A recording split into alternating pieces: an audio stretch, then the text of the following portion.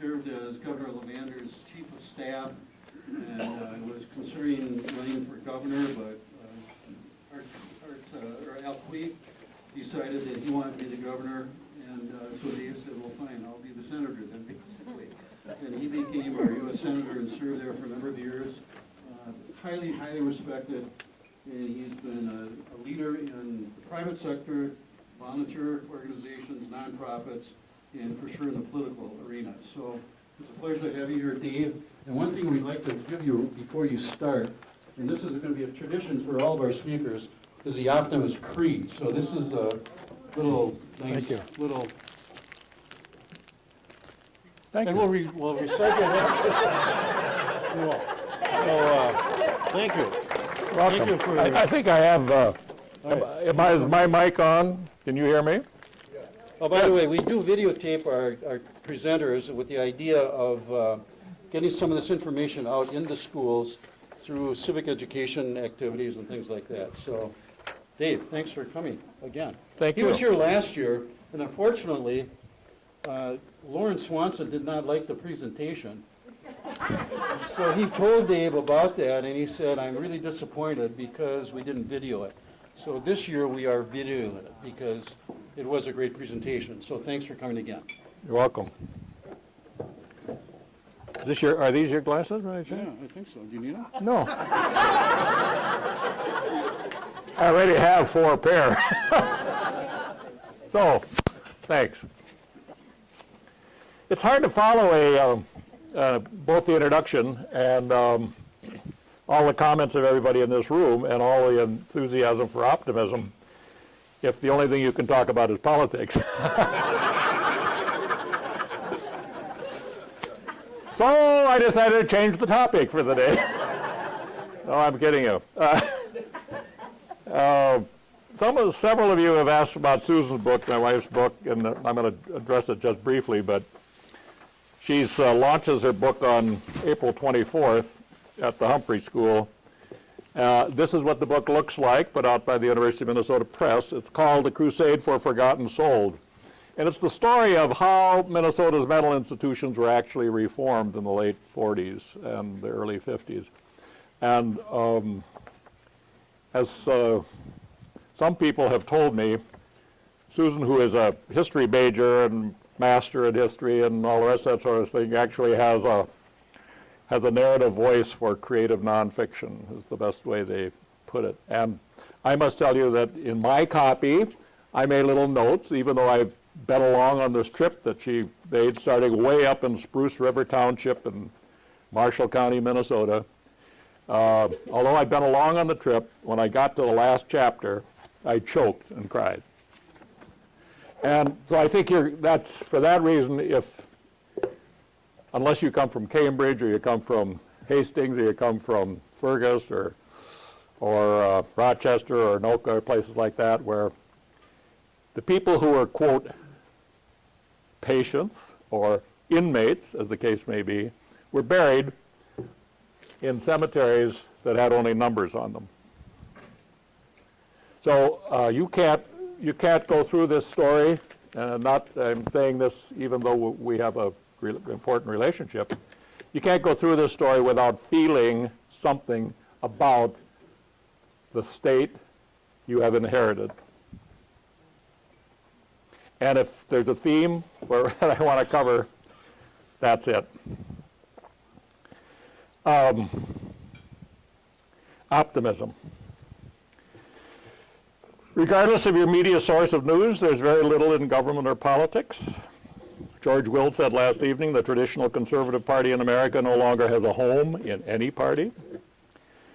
President Trump turns out to be a malignant pathological narcissist who can't find any good in anyone with whom he disagrees. But he's built that into more than a 40% approval rating, which says something about the rest of us. His base in American politics is mad at government, and the huge evangelical following that loves him and his judicial nominees is praying that the mighty Almighty will perform a miracle. The liberal left in the Democratic Party is somewhere between identity politics and old-fashioned left of center, which leaves only those of us who are progressive centrists, who are by ideology and habit either just left or right of center. The good news in Minnesota is the possibility that the primary elections in both parties this year will produce one of each of these in election to replace Governor Mark Dayton.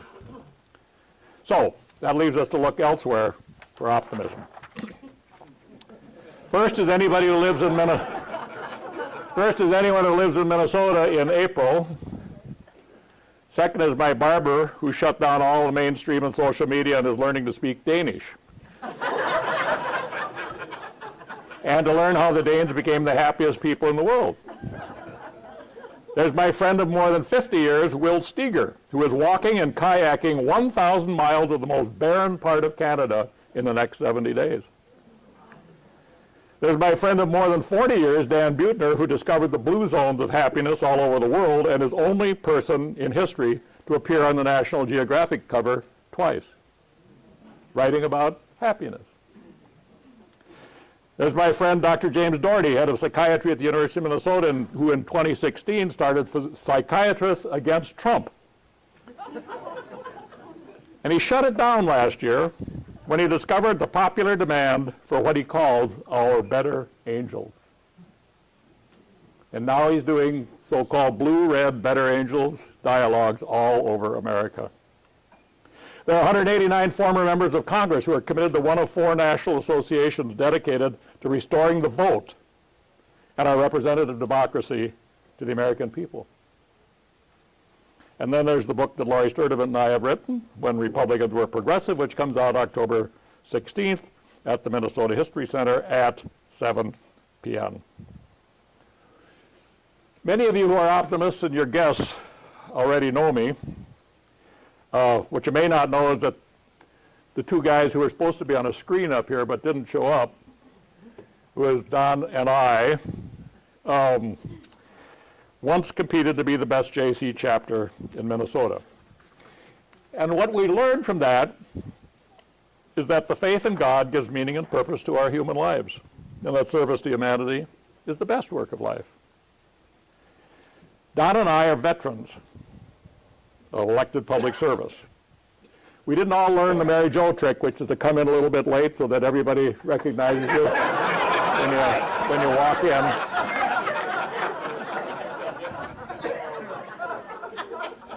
That is to say, we were just plain boring. But, as a matter of fact, it's who we were born to be. And you can see it in our relationships. And if Don's isn't obvious to you by now, you're not an optimist. This noon we're missing the funeral service in Columbia Heights for Bruce Naraki, its best-loved mayor. A few years ago, I sat with Bruce at the service in Brooklyn Park for its best mayor, he never wanted to be loved, Phil Cohen, who served on my Senate staff for every one of my 16 years. I sat with Phil in Rochester a couple decades ago for the funeral of its best-loved mayor, Alex Schmetka, who put close to 200,000 miles on an old Oldsmobile traveling the towns of the state of Minnesota a couple days every week, asking anyone in town in a leadership position how their senator might serve them better. The National Association of Towns and Townships named their annual leadership award after me. One of my best friends to this very day, at age 93, is the past president of the National Association of Counties, Bernie Hillenbrand, who helped defeat President Reagan's new federalism proposal in 1982, a bill that I was authoring in the Senate, which would swap federal program authority to the states for tax relief in the states. Bernie's daughter is Laura Hillenbrand, who authored the famous books Seabiscuit and Unbroken. I missed my annual breakfast with Bernie in D.C. the week of March 19th because in that week, March 19th, he lost both his wives. Laura's mom, which is the reason she hadn't spoken to him for years until his 90th birthday, and his current wife, once the executive of the National Association of Regional Development Commissions, whom Bernie had to care for at home the last 8 years of her life when she couldn't even speak to him because he couldn't afford an alternative setting. My St. John's Prep classmate, Terry Stone of Medelia, was once the chair of the National Association of Regional Development Commissions. So you wonder, why is he bothering with all of this? After he talks about Trump and he talks about the Republicans and he talks about conservatives, why is he talking about this?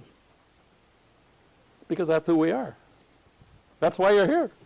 Not to hear me. You're here because Don had asked you to be optimistic and to bring with you the reason for your optimism, which is not this lunch or this speaker, certainly. It's who you are as a person. So, people will know us by committed relationships. Whether it's called 1, 2, 3, 4, 5, 6, 7, 8, and we all kind of keep track of each other or whatever it is, they will know us by committed relationships, not by our ideology, our identity, our populist rhetoric, or our tribe, by our identity with community and with teaching of civic service and leadership and social responsibility. Because I believe this is who each of us is as Minnesotans. We are the men and the women who choose to serve in our school districts, soil and water conservation districts, park and recreation commissions, city, county, and regional governments. Some of us are also the job creators or hold a job created by the creators that Republicans are fond of talking about. And each of us is serving a not-for-profit mission of faith and or service, and usually more than one. You were the examples, and yours were the ideas that I needed to serve you as well as possible for 3 terms in the United States Senate. I would not have had that opportunity if the man who was running that year, a former state senator, former party chairman, former Mr. Everything, and then for most of his career, an outstanding professor at the University of St. Thomas, who was running for the Senate job as the Republican-endorsed candidate, had not stepped aside. And I'm fortunate that he's here today. Bob Brown, right in the back of the room.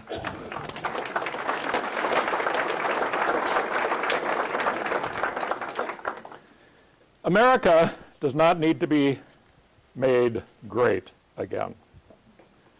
And certainly not by a president whose life does not speak to our greatness, nor a Republican Party in Congress that no longer speaks to or for the real grassroots strengths is either our community or our government institutions. It appears to many to be a Congress and a party too busy tearing down government to something called the base, on behalf of single-issue versions of good national and state policy, and the dismantling of the consensus policies enacted during the Reagan and Bush presidencies. And I will repeat that. And the dismantling of the consensus policies enacted during the President Ronald Reagan, a Republican, and George H.W. Bush presidencies. That's what they're tearing down. Could government do better than it's doing? Of course. we know that. American history tells us that even the best government policy needs to change. As our national economy and our technological capacity to define and solve problems changes, policies designed in the 1950s and the 1960s are driving too much cost for the value that is delivered in the 21st century, especially in healthcare and housing, 2 really critical issues. So I'm known for the progress we made on health reform because I brought Minnesota ideas to my job in Washington. And I repeat that because I brought Minnesota ideas for reform to Washington. I wrote and passed with Democratic colleagues more health reform, Medicare reform, environmental legislation than anyone, all signed into law by Presidents Ronald Reagan and George H.W. Bush. I can say the same of infrastructure financing, of charter school authority, of national and community service, of wilderness preservation, and of economic equity for women, and the statue on the Vietnam Memorial of a nurse. All came from Minnesota. I'm not this creative genius that got sent to Washington, that went to St. John's and then taught at St. Thomas and all that sort of stuff. I brought Minnesota ideas, many of them the work of both Republican and DFL progressives, to the national agenda and made them happen. But that's not happening today. because the Minnesota values I learned from those who went before me were jettisoned for ideological purity and majority status. Ideological purity and majority status. When Republicans took control of the Congress in 1995, Speaker Newt Gingrich told members to come to Washington to work, but not to live. Leave your families at home and we'll guarantee you a 2 or 3 day work week, 3 weeks a month, 9 months every year, which simply made it impossible to build the relationships essential to defining the problems in ways that build bridges of understanding between conservative and liberal roles of government. The time I once spent building bridges and working the legislative process, my successors used to raise money for themselves, the leadership PACs. Isn't it awful when Paul Ryan decides to leave and everybody bemoans the fact that they won't have access to all the money that he can raise? Anyway, it's what it is. Even while I was there, I saw polarization overtaking the parties, with sharp lines drawn in the sand that eventually could not be crossed. In short, the Republican Party left people like me and left our history and values and accomplishments behind. Once we were called moderate Republicans, liberal Republicans, progressive Republicans, and for a time, officially, independent Republicans. Those labels were meant as a compliment. Over time, however, those of us willing to meet in the middle of the road became just so much more roadkill. But there's hope, because we're optimists, right? The national government has lost its creative capacity. Every large nonpartisan think tank is abandoning Washington, D.C. to explore the distinct metropolitan regions of this country for ideas. Here in Minnesota, the president of the Ninth Federal Reserve District, who was 4 years ago the Republican candidate for governor of California against Jerry Brown, today Neil Kashkari has persuaded the Fed to finance the Ninth District's major research effort into defining the problems causing income and economic inequality, and then to help find the answers that the leaders in the private and the public sector can apply. I'm on the board of United States of Health, which promises to raise $100 million to get the politics out of health reform. Our goal is to start at the state level to find legislators and others interested in creating a uniquely American health system that could provide affordable access for all Americans, and start at the state level to get it done, just to avoid the politics. We are betting that at the state and regional level, with a sense of purpose in their lives, people are going to make the difference that neither partisan politics or a delusional president can make in Washington, D.C. I am living the Optimist creed these days because when I was 36 years of age, one of Minnesota's most distinguished political, business, and civic leaders came to see me. Former Governor Elmer L. Anderson knew I had just lost my wife, the mother of my 4 sons, to breast cancer. And I was about to lose my job as executive secretary to Governor Harold Evander, who chose to serve just 1 term. And Elmer asked me the what next question. And he listened to me describe the kind of jobs that I might like. And he listened very patiently. And then he said, very quietly, Dave, you don't need a job. You need a purpose. You need a purpose. From that day forward, I reflected on the decision I made when my law partner asked me to be his right-hand man in the governor's office, and how my wife at the time turned my decision to quit that job at the news of her diagnosis into a fervor to maximize every minute I had as a husband, a father, and a public servant. Although I still refuse to take credit for it, I'm amazed at what wonderful parents each of my 4 sons has become. Susan and I have 14 grandkids. And as I said earlier, on April 24th at 6 p.m., we're all going to be at the Humphrey Institute for the launch of the Crusade for Forgotten Souls. This is why I actually say a prayer of thanksgiving every single time someone I meet, as I did here today, compliments me by saying something like, I didn't always agree with you, but I trusted you to always know that what you chose to do would be in my best interest. What nearly 50 years from Elmer's visit has taught me is that each one of us optimists, whether in private or public service, is so much more than the work we do. It's what we each do with our unique gifts to better our communities. So if you came here to hear what an old Paul thinks of today's environment, it's just that. If you want to be optimistic about this past I talked of, then wait till October 16th at 7 p.m. at the History Center, and you can buy the book, When Republicans Were Progressive. If your question is anything going to change in my lifetime? The answer to that is yes. And why do I say that?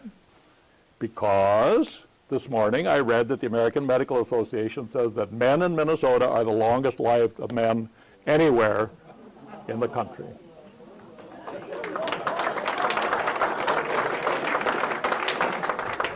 So I know it's going to happen. There's no question about it. And I also mentioned earlier this unique situation that we might have in the governor's race, and I won't try to get into it unless somebody is terribly curious about it. But what it tells me is this, and this is the last thing I'm going to say so we can go to your questions. I was a brand new United States Senator, not knowing what a senator was, having never been on the floor of the Senate. They joke about you hadn't even found the bathroom. That's true, because I hadn't even found the floor of the Senate. But I was 82nd in seniority because I took office immediately after my election. And so I got the first choice on the Republican side for a committee assignment, and I chose the Senate Finance Committee. And within 24 hours, I had a letter handwritten from the famous Russell Long of Louisiana. And it traced the relationship between the origin of the Mississippi and the mouth of the Mississippi, going back to Thomas Jefferson's decision to pay whatever it was, $10 or $12 million for Louisiana.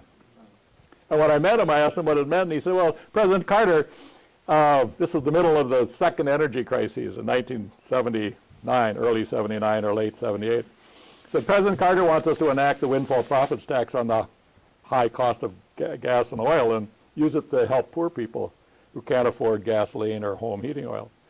And all you got to do is know that as chairman of the committee, all my constituents do is produce the stuff, and all yours do is burn it.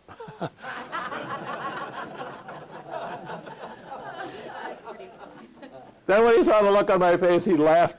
Russell, you got to know Russell Long. You can't because he's deceased, but he'd been through treatment at least a half a dozen times, and this was the last time because he had a new marriage, and he became a beautiful man, and she was a beautiful woman, and it was a great marriage, and he could laugh at those times in a meaningful way.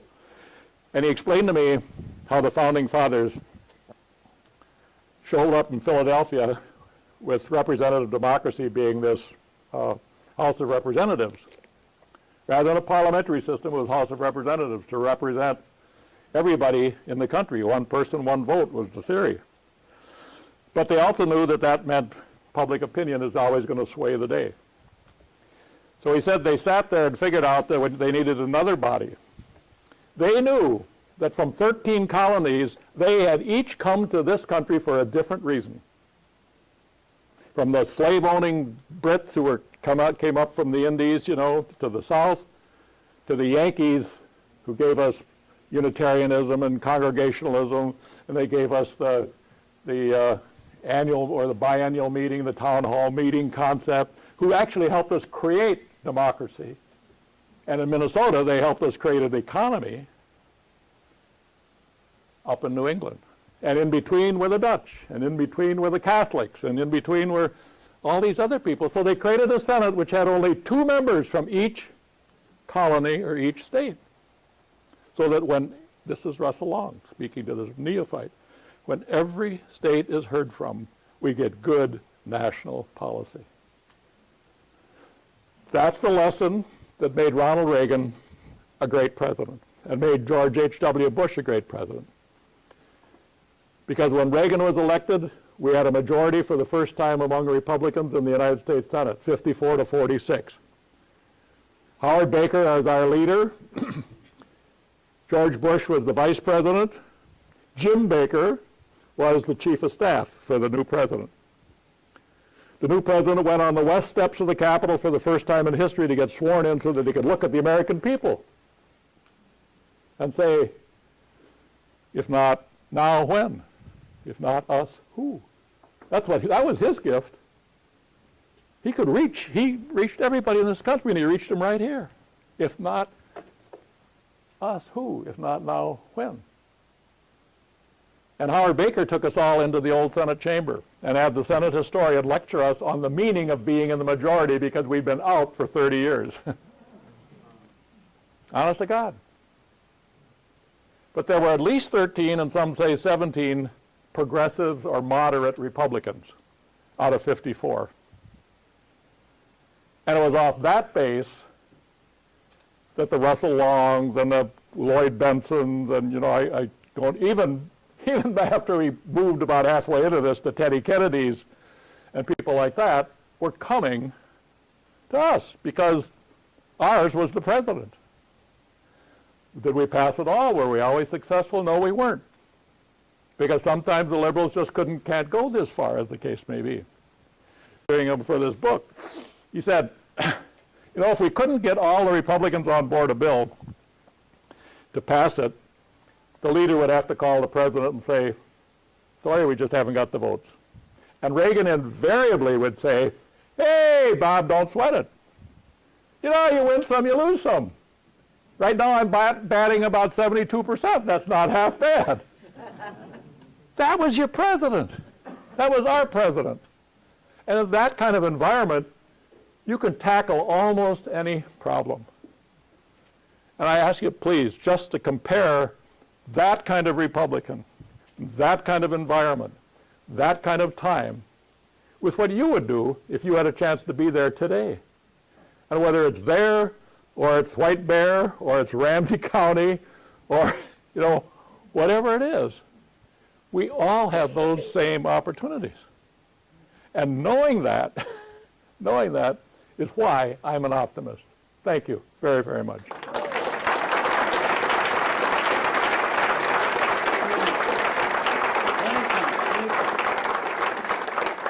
Plenty of time for questions. Okay, we got time for questions. Great. I don't need to Mary Jo. start, but I will. Thank you. Thank you so much, Dave, or Senator Durenberger. Oh, Dave's fine. For those of you, Mary Jo McGuire, I'm fortunate to be able to serve in the public sector. And just thank you so much for all your years of service and for your dedication to really working with everyone, working across party lines, to really committing to getting the good work done, and for really the basic common good of all of us. So thank you so much, and I'm so looking forward to your book. I'm glad you brought up Bill Doherty, who's a Roseville resident, by the way, who we just heard speak yesterday at the Sunrise Optimist Club in St. Paul about the Angel Network and what he's got going about really crossing the divide. So I think Dan's hoping to bring him in to speak. But my question for you, Dave, is if you could help us learn what can we do to help with this? I mean, you're leading by example and what you're speaking on this. How can we cross this divide? I mean, how can we work together to get things done? I mean, I think I'm grateful to be on the counties. I think we really try to not have things get in the way of trying to get good issues done. We try not to let partisanship get in the way. But I'm trying. Thank you. What can us do? Thank you, Mary Jo, and thank you for your service. Just incredible what you do. Today we're both missing, or I know I'm missing as an old timer who goes to these John Manillo things. That we're missing McDonough, who's speaking down, who's meeting down there right now. Yes. I guess my first reaction to that is, if you're a Democrat, you have something to say about what Democrat is going to run for in St. Paul. I call it the 4th Ward. where the mayor has already decided ahead of time who he wants. And it happens to be a Democrat who's working for Keith Ellison, and that might work in St. Paul, but it isn't going to work in the part of St. Paul up on the hill where all the Republicans are standing around, saying, see, I told you so, I told you so. Or for those of us on something called St. Paul Strong, which are trying to get transparency into the city government, who are watching not white flight, but the flight of those who've contributed so much to the city, because you get to a point where you can't afford to pay the taxes because your home values are not keeping up to the taxes. The latest was my neighbor, Bill Struzinski, who was on his way to Scandia. And he says, I go from 18,000, and he's got a smaller house than I have by far. My taxes are going from 18,000 to 4,200. And I've got a bigger house. So that's one example using one party. Obviously, I've used some examples about my own party, but the genius, I think, is how you apply your principles at the local and state level. How do we do that? And local is really important. The last chapter of our book is all about how do we restore the vote to everybody. How do we take it away from a bunch of rich guys and restore who are running the party and restore it to the average voter? And that's where the 189 former congressmen and senators are in the get rid of the gerrymander. There's a whole long list of these things, and everybody knows what they are, but the Republicans will resist it unless somebody tells them they got to take it down. So one thing you might do is say to Tim Pawlenty, Tim, this is what I liked about your first 8 years. This is what I like about you as a person. This is what and I'm hoping, particularly if it happens to be Tim Walz as an opponent, I'm hoping that you could spend some time trying to find what it means to be a conservative Republican these days, or a progressive conservative Republican, whatever you want to call it. What have you learned through the experience of, your 8 years running for president, what you've lived through, all that sort of stuff? What have you learned from it? And how are you going to reflect that? So that's I think those are the little things that each of us as voters, I think, can do right now. Yes, in the back of the room. Thank you. I'm curious. I work with lawyers. I'm a consultant, business consultant, and I work with law firms regularly. And I'm curious, what is your opinion on being a leader in government as a business person versus a lawyer? As a business person? Business person versus a lawyer in politics. You have an opinion on what skill set you bring, and is one better than another? Yeah. And by the way, it's my first election. I voted for Ronald Reagan. All right. Yeah, I was fortunate because I was a child of a socially responsible, accountable, corporate Minnesota community in which business meant social responsibility. I chaired for a while the corporate social responsibility group at the St. Paul Chamber at the time. But, whether it was the Don Daytons and people like that, the business of Minnesota is to recognize that we don't have the advantages that the East Coast or the West Coast has, even in a technological or technology information age.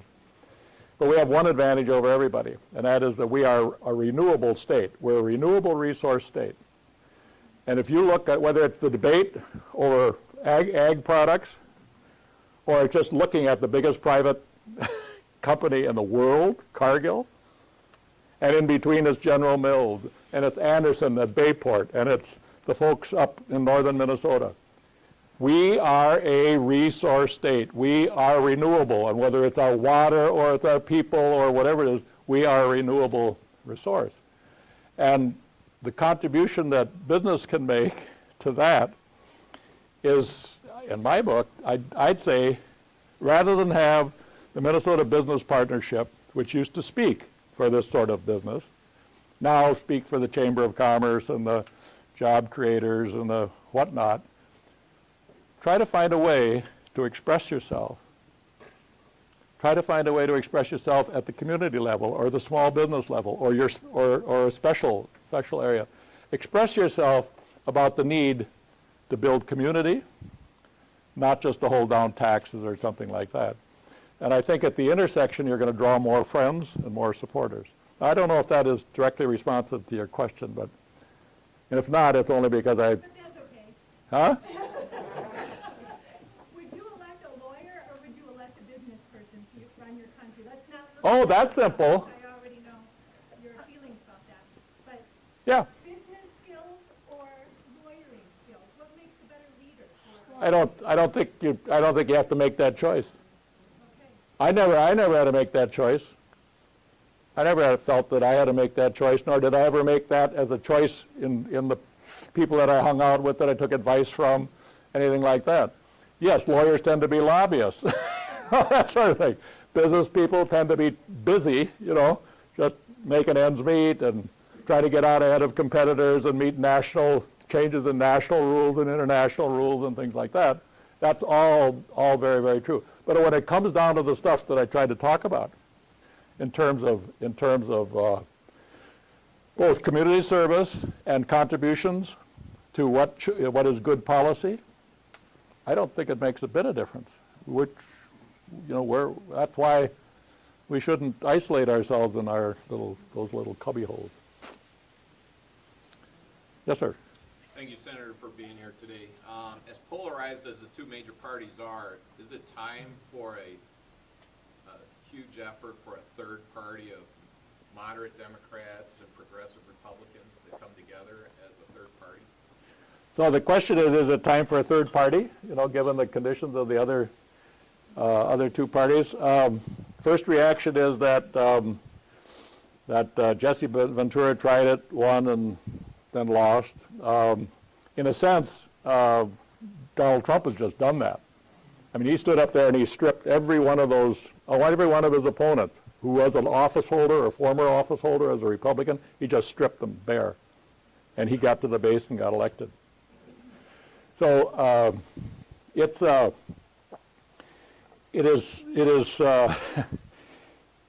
the next one example, of course, is Tom Horner. And Tom, at that time, Tom forced the two candidates for either party to come and debate. They just probably had too many debates, because he said, I was just educating my two opponents on what the issues should be or what they might talk about at future meetings. But then in the end, the Democrats said, we like Horner, but we got to be sure we don't get a Republican, Tom Emmer. So they voted for Dayton. And the Republicans did the same thing. And so that appears to be the challenge of the third party and it's a wonderful question, and so many people ask that question, and so many people are looking for one, and so many people are willing to put money into it, in a reform sense. But at heart, we are either conservative or we're liberal or we're whatever it is, something in between.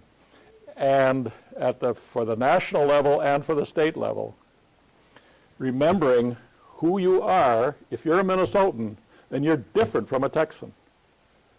And the fact that you let the people in the South write your platforms, let the people in the South write your legislative positions, let the people in the South do anything, is offensive to me as a Republican. They'll claim they don't do that, all that sort of stuff. Not true. So I favor getting your party back in some way, even though the challenge of doing that is hard. In our last chapter, we try to lay that out. So, see, yes, sir. I'm Warren Wolf, retired from the Star Tribune. You've been one of my great sources over the years for information about healthcare policy.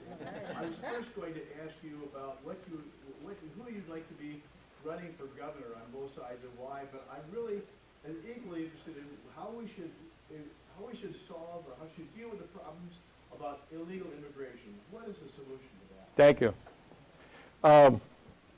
I just say this about the governor's race, that it's something I've shared with their supporters or with them, as the case may be, that I think we're fortunate as a state to have the potential to see this race run somewhere in the middle. And I know that to be a fact, because I've known Tim almost since he was a little boy, but it was more like when he was in law school and stuff like that, and he came to work for me as a volunteer in my campaigns and all that sort of stuff. I've known Tim Wald since he decided to run for Congress, invited me down to a fundraiser for Mayo. And I can say this about Tim Walz, that he has never changed from the person that I met. He has not changed one iota. And it bothers me that he doesn't ever toot his own horn. But he has done some magic with a Republican doctor from Oklahoma to find a better way to supplement the existing VA healthcare system, which is a whole lot of buildings with a lot of docks and things in them, in areas in which that kind of service is inaccessible, or for services that are inaccessible. But as the real deal, he's the real deal. Tim, plenty. It's going to be a little bit harder to tell, but it's up to him. You know, does he go back to being the original Tim or whatever it is? Immigration. That is such a great question because this reason. I voted for at least 3, or if not more, immigration bills. And I learned that you do this every 5 years. The committee chairs or ranking members are the people in the Senate who will tell you what's going to be in the bill, and you're going to support them. And it always got down to Teddy Kennedy on the left and Al Simpson on the right. And when Teddy Kennedy and Al Simpson would come to the Senate and say, this is it, you knew that you could just say, we did the best we could, that sort of thing. And they wrote immigration policy, not all by themselves. I'm sure they had a lot of help. But once it leaks out into the political realm, people start lying. I mean, the Texans are great liars because they totally depend on that legal and illegal immigration flow into their state. Hello, Art. How are you? And now we're all becoming somewhat dependent on good immigration policy. But to be practical about it, even in the great times that I talked about, we had to depend on 2 guys to carry the policy, and that's the answer to that one. Is there any possibility of that ever getting resolved? Well, there has to be. We're going through an experience right now in which we're debating either the DACA, or we're doing all of this silly debate, and we got we're doing the Trump stuff on the borders and all the rest of that sort of thing. The 2 challenges here, again, it gets back to, will business be heard from? Will employers be heard from? Are we going to hear the people at the 9th Federal Reserve District talking about this in a larger context? Because this country needs immigration, a good immigration policy. And it isn't an either or. It's not just the well-educated Indians or all these kids from China who are coming over here and getting educated and keeping our colleges alive and well. It's a whole lot of literally meat and potatoes, because there are, and Republicans react to that by saying, well, let's take Medicaid or AFDC or SNAP away from, people that can't be employed or aren't willing to be employed. That's their excuse. But the reality is it's different in the economic sector. Go to any turkey factory in Minnesota, and you'll find out. But we effectively have not done any immigration law No. by Congress since 1965. Everything else has pretty much been executive action. No, we've passed legislation since '65 because I remember voting on them. Now, how much that changed the substance of policy? Probably not a lot, because maybe that's how the unanimity came. I'm not sure. Could be. Yes, sir. I was just curious, how would you appeal to a group of, say, high school seniors about why they should sort of be committed to serving, to some compassion? They're seeing a wild and crazy time. Yeah. They're very kind of self-centered. They're got a lot of technology going on. why should they get up and do this kind of thing or go out into their community? Why should they help others? Why should they serve? So, yeah, what would you say to high school folks, and why should they serve and things like that? Well, the easy way now is Parkland, you know, and it's saying, look, I was in Washington with students watching all of those kids, and it was the most beautiful experience, just watching it, and watching the adults there, the older people who were passing out stuff, and they were, you know, it was just a, you know, it just makes your heart, you know, go hooray, hooray, hooray, hooray, hooray. But the more important issue is this: who's teaching civics? Even in Minnetonka, where some of my kids go, who's teaching civics? So I searched for an answer to that, and I found a woman in Southwest High School in Minneapolis. And she teaches at API, the Advanced Performance, whatever they call it, API students. She has 36 of them every year. This doesn't go backward. I mean, it's just an example of a person. She teaches them every year, and she uses a current event in Minnesota as a topic to dwell on. And so 2 years ago, she picked Philando Castile. Let's deal with this one. Now, next thing she does is say there's 5 kinds of media from which you're going to get information. And she educates them to each of these forms of media, sources of information. Then the next thing she does is look at her class. And she sees that most of them come from more liberal parents. So she's saying, back home, you know, these kids are being influenced back home. So I got to work extra hard on the so-called conservative kids. And I could have, you know, when she tells me this, I thought, oh my God, this is so beautiful. This is so terrific. How many of you are there in the Minneapolis system? She said, I'm it. Yeah, you got the right answer. Yes, ma'am. Thank you so much for You're welcome. your passing 1965 immigration law, because that made person of colors like me could come here legally in 1965. Before that, we couldn't. So now, my question to you is that, do you have any solution or any way that new immigrants can work with all immigrants and all Minnesotans work well together? Because if you look at it, like, we're still segregated. You know, I mean, they are them, they're here, and how can we work together as a Minnesotan? How do you work together as a Minnesota immigrants and so forth? So, I don't know, I just work off of example, and one of my examples, would be a doctor out in Benson, Minnesota, you know, who's getting a lot of heat, and he's from some East African country, as I recall. And so one of the churches in town decides to hold a community meeting and let the doctor talk to them about his country and where he comes from and why he's there and what he does and all that sort of stuff. And it was like, whoop, went like this. Ask the mayor of St. Cloud, also a Republican. Ask him how he does it. So in every one of these cases, I'm dealing only from reading the newspaper and looking at the media, blah, blah, blah, that sort of thing. But I know I started this little talk off with Bruce Naraki and Phil Cohen and Ali Schmetka and the mayor of Whiteberry, you know, I go on with this sort of thing, because that's where we're going to learn how to do it. We might also learn how not to do it, no, or what not to do in that context. But I think that's the best answer to it. Thank you. Yes, sir. Can you share your thoughts about ranked choice voting? Sure. Ranked choice voting, I've been a supporter of it for quite some time, so I'm pretty committed to it. But the main reason for it is, and for a long time it was Democrats that favored it and Republicans opposed it, until we tried to pass it in Duluth and Fitzmondale came out against it, and I thought, uh-oh, you know. And he won, I lost.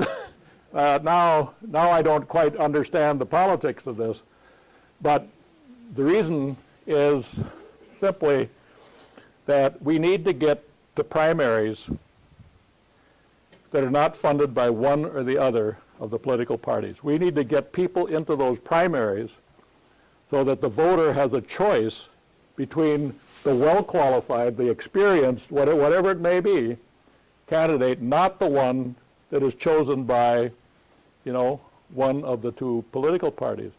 And why do we want that? Not because we're trying to destroy the parties, but we're trying to change them. If you open up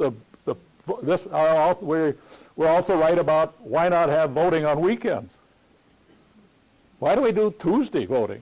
Why not vote on weekends?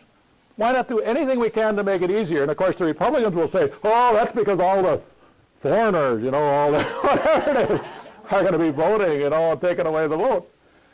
It's another reason for being so apprehensive about a Republican Party is they've made it very clear, nationally and to some degree in Minnesota, that they want to restrict access to the polls because they like a minority party.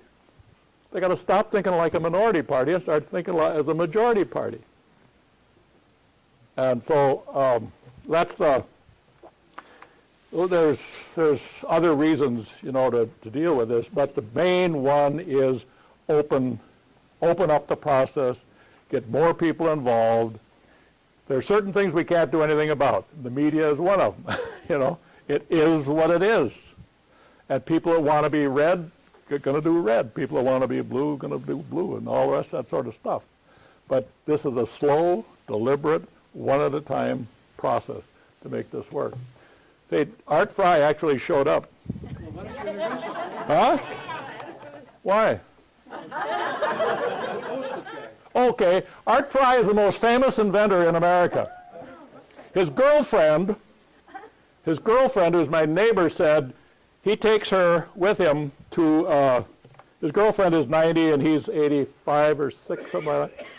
He takes her with him to Washington, D.C. for the annual Inventors Congress. And they introduce all these geniuses that are inventing all of these sort of things. And the biggest hand is for the guy that invented the Post-it notes.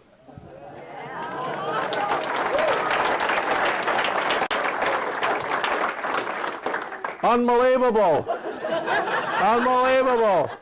But you ought to hear him talk, for you 3Mers, you ought to hear him, as you probably have, talk about his company and what made it possible. You think he gets the big royalty out of every Post-it? No, he doesn't. No, because he knows that it was a team process. It was a corporate process. It is the way that company, always operated. It's their values. I heard him give this little talk to my son who works for 3M out of Louisville, Kentucky, and his wife and his kids, so that they'd understand when you work for 3M, it's a little different deal. So, and I don't know if it's like that today, but it sure was in Art's time. Okay. Maybe one more. Yeah, I guess whatever you say. Yes. Dave, how does it compare with the latest Senate run cost versus when you were running? Oh my God. Yeah. How can that level off? Yeah. Jeez. What was your? Yeah. No, I hear that the big part of the question behind that. The question was, how did the cost of running for the Senate compare? And I spent $1 million to beat Bob Short, who had unlimited amount of money to spend, and he spent $2 million. Then I spent $4.5 million to fend off Mark Dayton, and of course he was married then to a Rockefeller, and they could have been spending it. So we had to beat him by some other means. And then, the same thing happened with Skip Humphrey, but that time I would think I was up to $7 million. So why does it cost so much? Because it can cost so much. I mean, it's possible to raise that kind of money, but you're not going to raise it the way we did in Bob Brown's day, where you're basically going door to door, neighbor to neighbor, or Rudy Boschwitz did. I mean, remember Rudy's little, $25 here, $25, skinny cats, the skinny cats he called it, Forget that, There's no way you can afford the professional help, the fundraising help, the whatever it is today. So the costs are going through the roof, and politics is now for sale, basically, and all because of the Supreme Court decision in not all, but At least in part, it's because of that decision. And it's because, people lack basic confidence in their vote sometimes anyway, which is another factor we haven't gotten into too thoroughly. So anyway, thank you all for being here, and thank you for the opportunity to be with you. Thanks. Thank you very much, Steve. You bet. Thank you. Great job, Dave. Thank you very, very much.